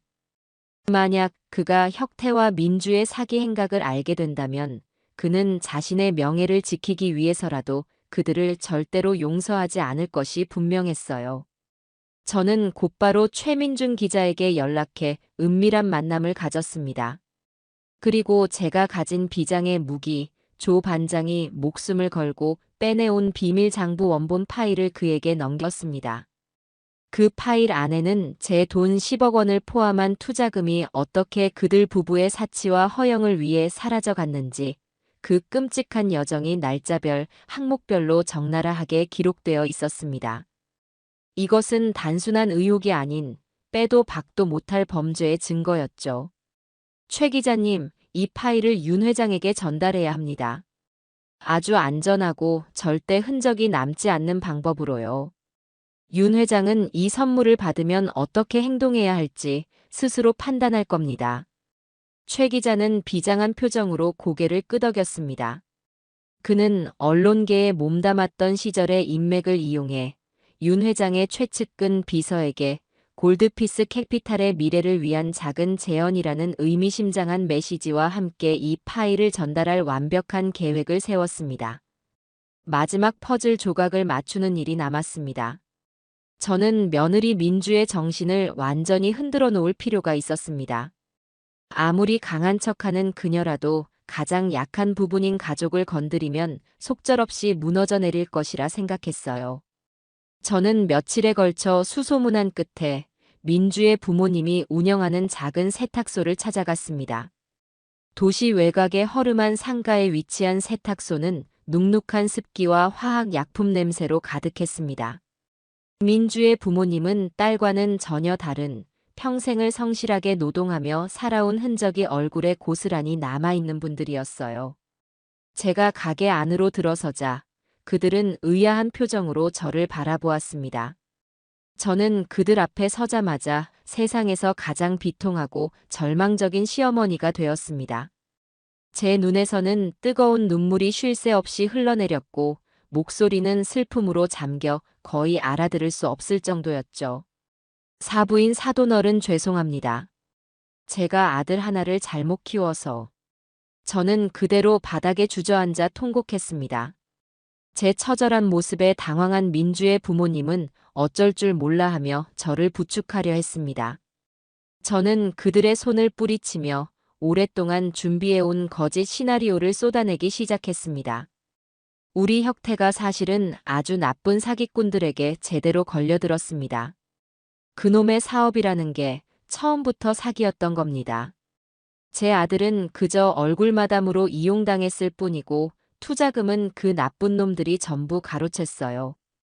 그런데 이제 와서 모든 책임을 제 아들에게 떠넘기고 있습니다. 우리 민주는 우리 착한 며느리는 아무것도 모르고 그저 남편을 믿고 따른 죄밖에 없는데 이대로 가다가는 민주까지 남편의 공범으로 몰려 억울하게 옥살이를 하게 생겼습니다. 저는 모든 죄를 가상의 나쁜 사기꾼들과 제 아들 혁태에게 뒤집어 씌웠습니다. 그리고 민주는 그저 순진한 피해자인 것처럼 묘사했어요. 딸이 위험에 처했다는 말에 민주 부모의 얼굴은 새하얗게 질려갔습니다. 아니, 그게 대체 무슨 소리요, 사부인. 저는 그들의 불안을 더욱 증폭시키기 위해 결정적인 한마디를 덧붙였습니다. 그런데 이 철없는 놈이 마지막으로 투자 설명회라는 걸 해서 모든 걸 만회하겠다며 발버둥을 치고 있어요. 그건 불길에 기름을 붓는 짓입니다. 그 자리에서 모든 게 탄로나면 혁태는 물론이고 우리 민주까지 현장에서 체포될지도 모르는 일이라고요. 제발 두 분께서라도 민주를 설득해서 그 설명회를 막아주십시오. 제 아들은 이미 글렀지만 우리 며느리라도 살려야 하지 않겠습니까? 제 혼신을 다한 연기는 완벽하게 성공했습니다. 딸이 범죄자가 될지도 모른다는 공포에 휩싸인 민주의 부모는 제 손을 붙잡고 함께 울며 당장 딸에게 연락해 모든 것을 그만두게 하겠다고 약속했어요. 저는 목적을 달성하고 그들의 세탁소를 빠져나왔습니다. 골목길 모퉁이를 돌자마자 제 얼굴에서 눈물은 거짓말처럼 사라졌습니다. 대신 그 자리에는 얼음장보다 차가운 냉소가 자리 잡았죠. 그날 밤 저는 조 반장이 보내온 녹음 파일을 들으며 조용히 미소 지었습니다. 파일 속에서는 민주의 어머니가 울부짖고 있었고 민주는 당황해서 소리를 지르고 있었어요. 너 당장 그 설명회 그만두지 못해. 네 시어머니가 다녀갔는데 네 서방 그거 사기라며. 너까지 인생 망치고 싶어서 환장했어. 엄마, 그 할망구 말을 믿어. 그거 다 거짓말이야. 나 좀 믿어줘. 이번 일만 성공하면 우리 다 같이 부자로 살 수 있단 말이야. 시끄러워. 엄마는 부자 같은 거 필요 없어.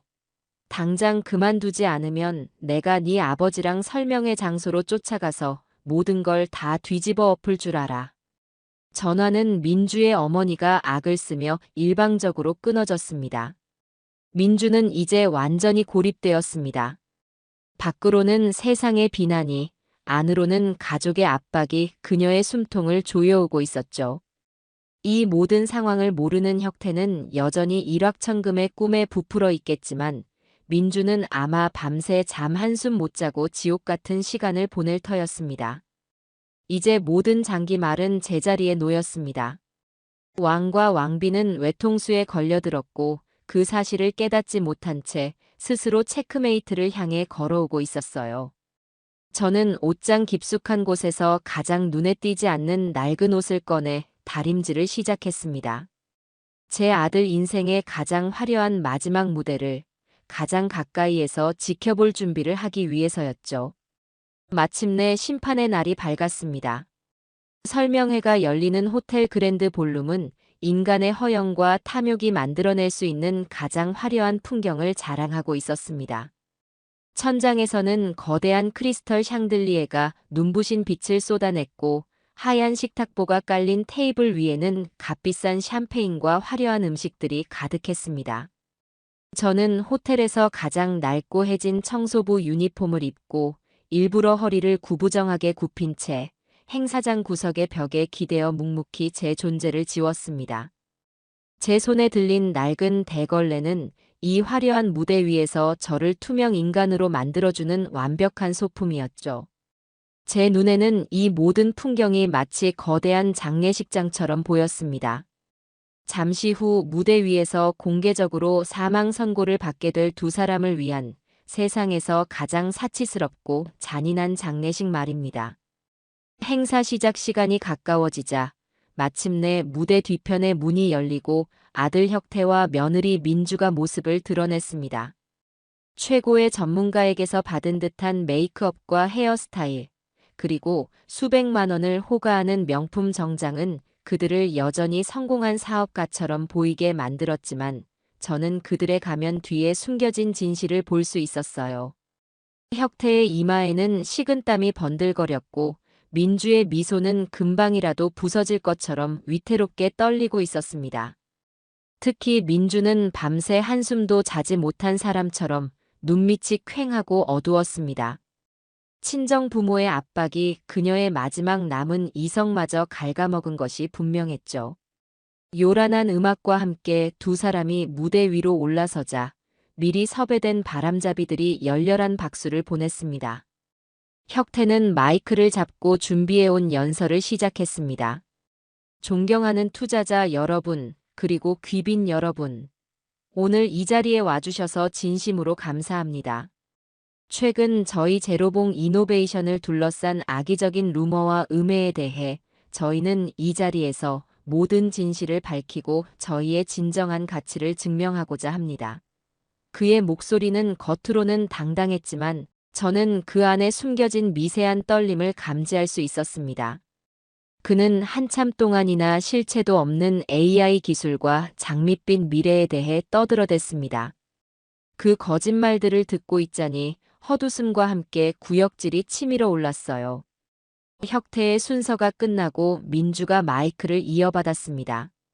그녀는 회사의 재무 구조와 향후 수익 모델에 대해 발표하기 시작했어요.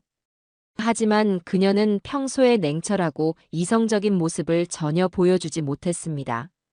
발표 중간중간 말을 더듬었고 스크린에 띄워진 자료와 전혀 다른 수치를 언급하는 치명적인 실수를 저지르기도 했죠. 객석에서는 조금씩 수군거리는 소리가 들려오기 시작했습니다. 그들의 불안과 초조가 청중들에게도 고스란히 전염되고 있었던 겁니다. 바로 그때였습니다. 행사장 뒤편의 거대한 문이 소리 없이 열리고 모두가 기다리던 거물이 등장했습니다.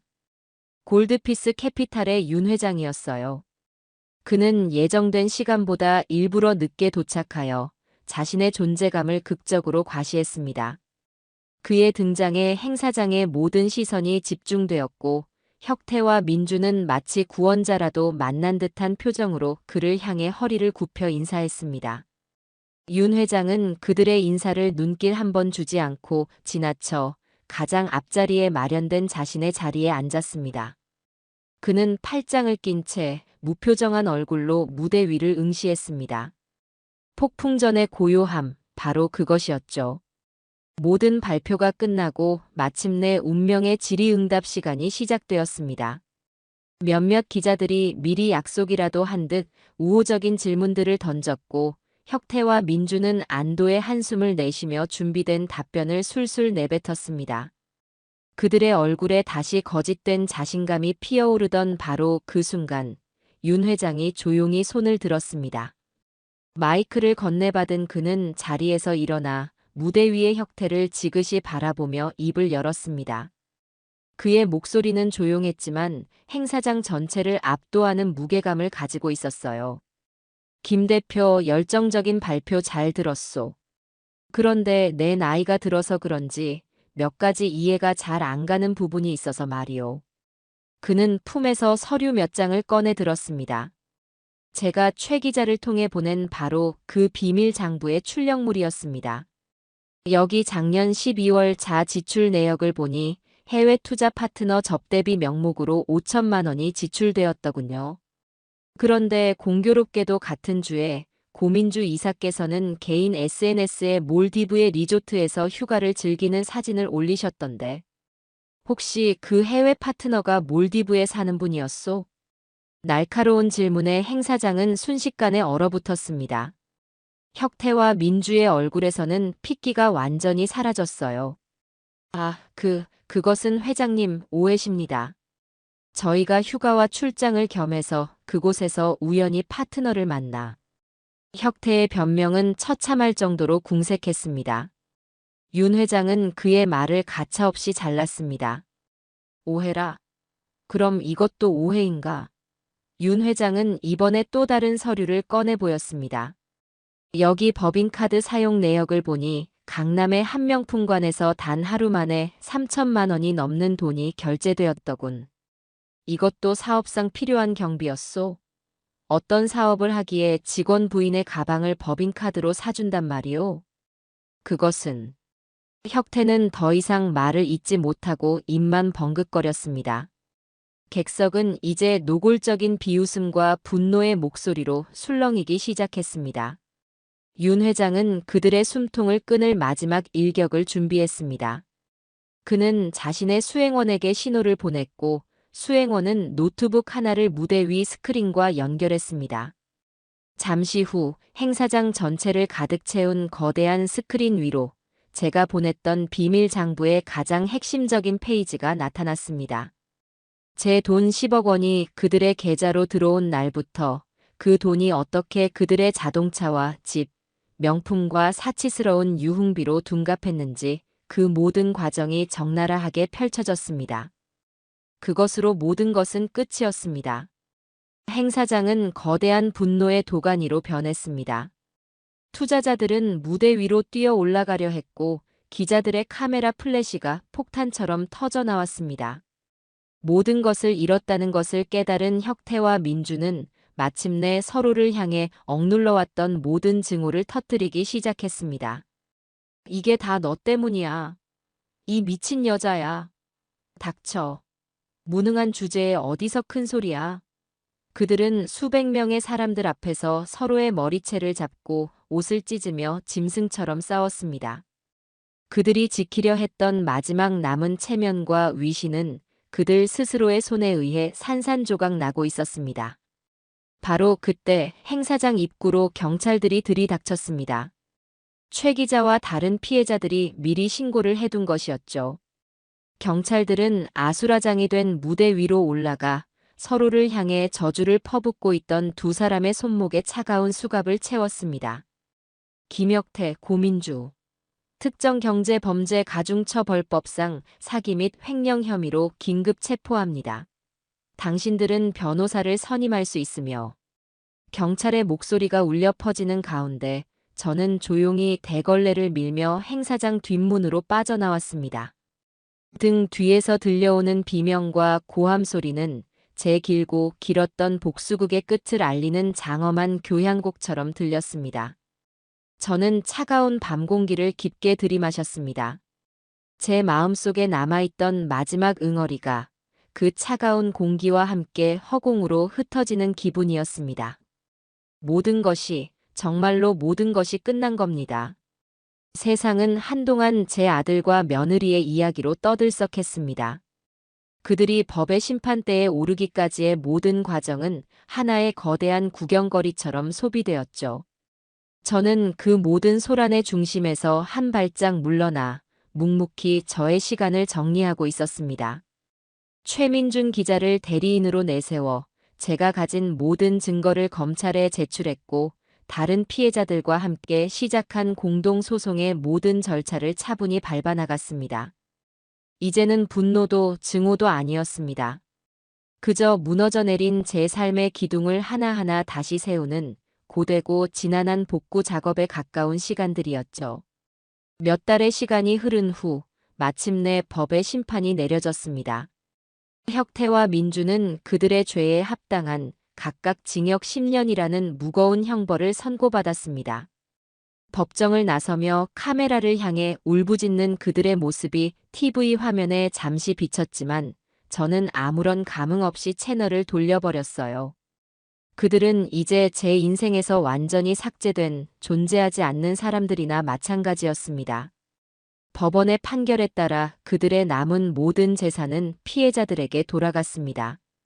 다행히 대부분의 피해자들이 투자금을 돌려받을 수 있었고, 저 역시 제 남편의 목숨값이었던 10억 원을 고스란히 되찾을 수 있었습니다.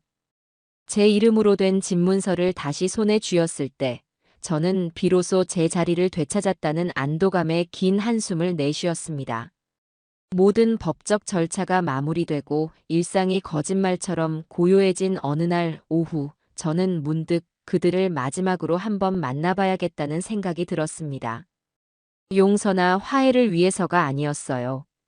그저 내 손으로 시작한 이 지독한 이야기의 마지막 페이지를 내 눈으로 직접 확인하고 찢어버리고 싶었을 뿐입니다.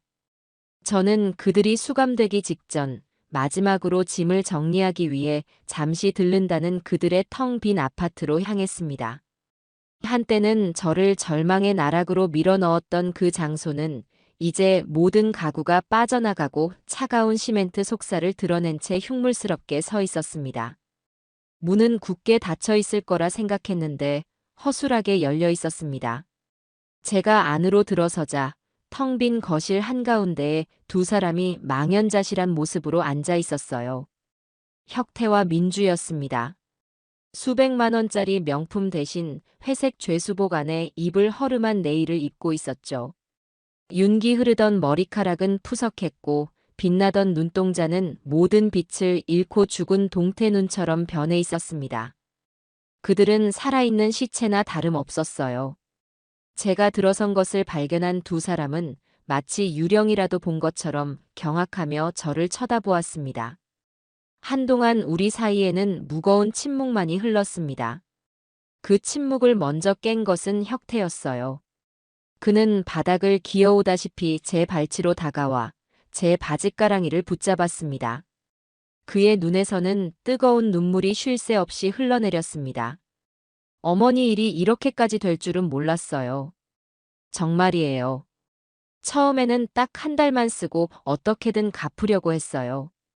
그런데 돈을 보니까 일이 점점 커지고 저도 어쩔 수가 없었어요. 아버지한테 죄송해서 무서워서 연락도 못 드렸어요. 어머니, 저 이제 어떻게 살아요? 여기서 어떻게 해야 해요? 그의 울음소리는 텅 빈 아파트를 가득 메웠습니다. 옆에 있던 민주 역시 고개를 바닥에 쳐박고 용서를 빌었습니다. 어머님, 저희가 정말 세상 물정 모르고 돈에 눈이 멀어 끔찍한 죄를 저질렀습니다. 평생 사죄하며 살겠습니다. 제발 저희 좀 살려주세요. 저는 그들의 구차한 모습을 가만히 내려다보았습니다. 제 마음속에서는 아주 작은 연민조차 피어오르지 않았습니다. 그들은 진심으로 뉘우치고 있는 것이 아니었어요. 그저 자신들이 처한 절망적인 상황에서 벗어나고 싶어 발버둥 치는 것뿐이라는 것을 저는 너무나도 잘 알고 있었기 때문입니다. 저는 제게 매달리는 아들의 손을 차갑게 뿌리쳤습니다. 그리고 아주 오랫동안 제 가슴속에 담아두었던 이 모든 복수극의 시작이자 끝이 될 마지막 질문을 던졌습니다. 제 목소리는 제 자신도 놀랄 만큼 그 어떤 감정도 실려있지 않은 메마르고 차가운 소리를 내고 있었어요. 이제 내가 누구인지 알겠니? 그 한마디를 끝으로 저는 뒤돌아섰습니다. 등 뒤에서 저를 부르며 울부짖는 그들의 마지막 절규를 배경음악 삼아 저는 그 저주받은 공간을 미련 없이 빠져나왔습니다. 햇살이 쏟아지는 아파트 복도를 걸어 나오며 저는 비로소 제 인생을 짓누르던 거대한 족쇄가 완전히 부서져 사라졌음을 느꼈습니다. 집으로 돌아온 저는 가장 먼저 남편의 유품을 정리했던 상자를 열었습니다. 그리고 그 안에서 낡은 수첩 하나를 꺼내 들었죠. 이 모든 복수의 시작이었던 남편의 유품. 저는 그 수첩을 들고 남편의 유골이 모셔진 납골당으로 향했습니다. 차가운 유리병 너머의 작은 유골함 앞에 저는 소주 한 잔과 국화 한 송이를 내려놓았습니다. 그리고 수첩을 펼쳐 남편에게 제가 걸어온 길고 긴 싸움의 기록을 처음부터 끝까지 소리내어 읽어주었습니다. 여보, 이렇게 당신의 아들과 며느리는 죗값을 치르게 됐어. 그리고 나는 우리 집을 지켰고 당신의 명예도 지켰어. 당신이 마지막에 나한테 부탁했던 것처럼 나 정말 강하게 살았지? 나 잘했지? 유리벽에 이마를 기댄 채 한참을 울고 나자 마음속에 남아있던 마지막 슬픔의 앙금까지 모두 씻겨 내려가는 기분이었습니다. 집으로 돌아와 저는 최민준 기자에게 전화를 걸어 그를 만났습니다. 그리고 제게 돌아온 돈의 절반을 떼어 그에게 봉투를 건넸습니다. 최 기자님, 이걸로 작은 재단 하나를 만들어주세요. 힘없고 억울한 사람들이 법의 보호를 받을 수 있도록 돕는 그런 재단이요. 제 남편의 이름으로 만들어주셨으면 합니다. 남편의 이름으로 만들어진 재단은 그가 이 세상에 남기는 마지막 선물이자 제 새로운 삶의 이유가 되어 주었습니다. 이제 제 삶은 더 이상 복수를 위한 시간이 아닌 온전히 저 자신을 위한 시간으로 채워지고 있습니다. 아침이면 창가에 들어오는 햇살을 맞으며 눈을 뜨고 저녁이면 남편의 사진과 마주 앉아 조촐한 식사를 합니다. 주말에는 재단에 나가 저와 비슷한 아픔을 가진 사람들의 이야기를 들어주고 그들의 손을 잡아주기도 합니다. 제 삶이 예전처럼 완벽하게 행복해질 수는 없을 겁니다. 하지만 저는 알고 있습니다. 가장 깊은 절망의 늪에서 스스로 걸어나온 지금의 제가 과거의 그 어떤 순간보다도 훨씬 더 강하고 단단한 사람이라는 것을요.